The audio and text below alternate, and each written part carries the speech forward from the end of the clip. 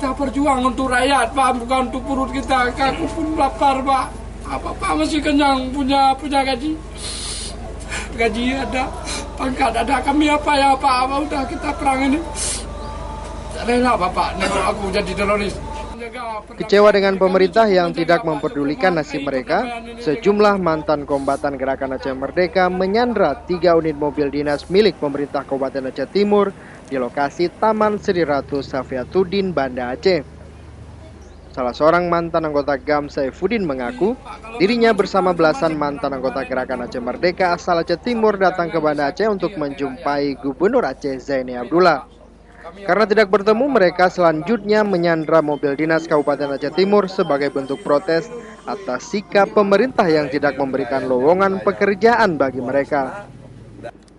Untuk mengendalikan aksi massa ini, Kapolresta Banda Aceh Kombes Zulkifli menjumpai para mantan anggota GAM tersebut.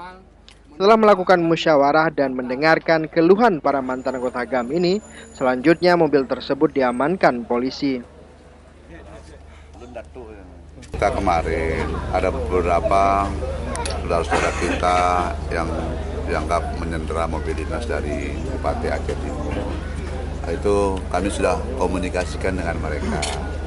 Dan ternyata mereka bukan menyandera, tapi mereka di sini mengamankan untuk bisa meminta perhatian dari Bupati ataupun Wakil Bupati Aceh Timur terkait dengan permasalahan mereka.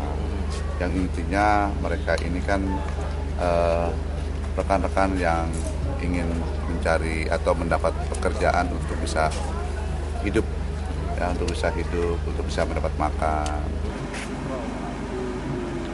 Sebelumnya para mantan anggota GAM ini datang dari Aceh Timur menuju ke Banda Aceh untuk meminta pekerjaan dari Gubernur Aceh.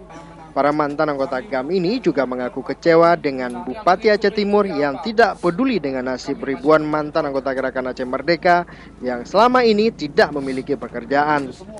Dari Banda Aceh, Rasa Putra melaporkan untuk Aceh Video.